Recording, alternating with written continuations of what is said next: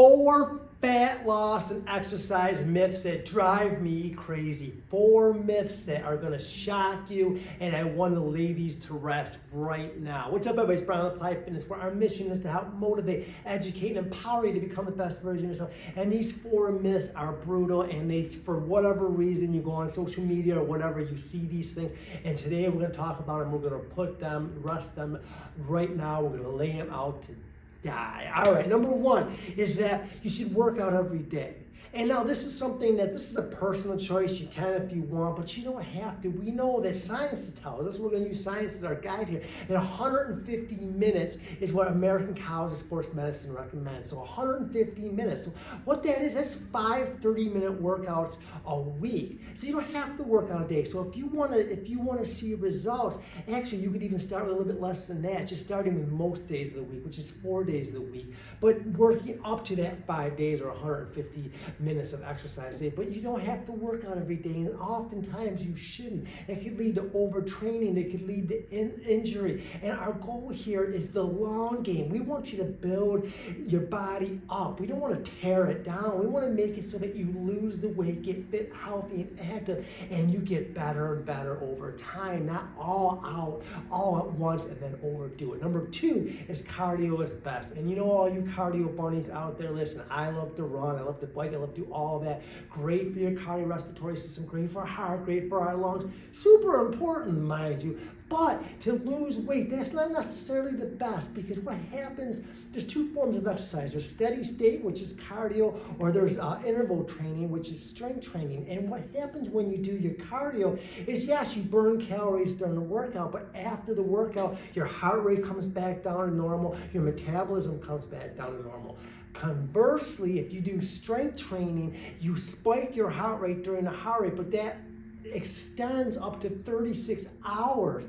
Say that again. So up to 36 hours after your strength training workout, you're still burning more calories because your metabolism is elevated. That's super important, especially as we age. If you're over 40, we need that because of sarcopenia. Our metabolism starts to slow down naturally. So we need that 36-hour boost. That only comes through strength training, not from cardio. Number 3 is workouts should be killer. And this, again, is something that is just like, if you're in your 20s and your 30s, sure, go all out, put on your heart rate monitor, see how high you can get that bad boy. All right, but if you're not in your 20s and 30s, if you're 40s, 50s, and beyond, you want to make sure that you have a structured workout, that there's results driven, and it's focused and it's sequential. It's not all out all the time, because again, you're just going to burn out, you're going to hurt yourself, and you do more harm than good. And number 4, and this is one that really drives me crazy too, and this is, I'm a vegetarian, as most people know,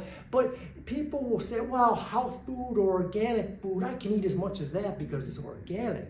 And you know what, that's silly, but that is pervasive in the community at large. And I think just because something's organic doesn't mean that it's healthy for you.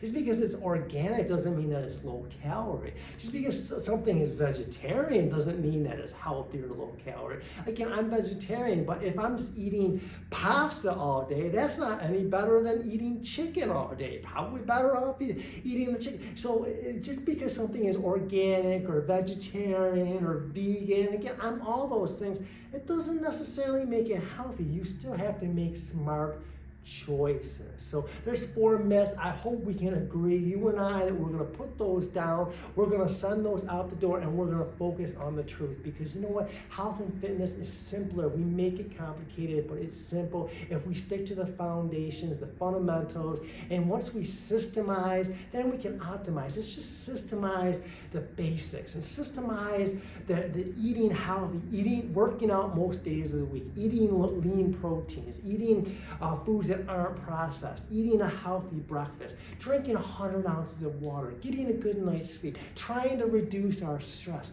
Oh my God, those seem like pretty simple. It is pretty simple. And then once we can systemize those things and get those habits under control and control those, Then we can start getting cute with playing around with different kind of workouts and different kind of meal plans and different things. But let's just get the foundation, the fundamentals down. I guarantee you, your body wants to lose weight naturally. And if you do those things, your body weight's just going to start to naturally come down because your body wants to shed that. It wants to do it on its own way in a healthy way. Not all at once, but over time. I'm Brian with Planet Fitness. I hope that helps. Be great.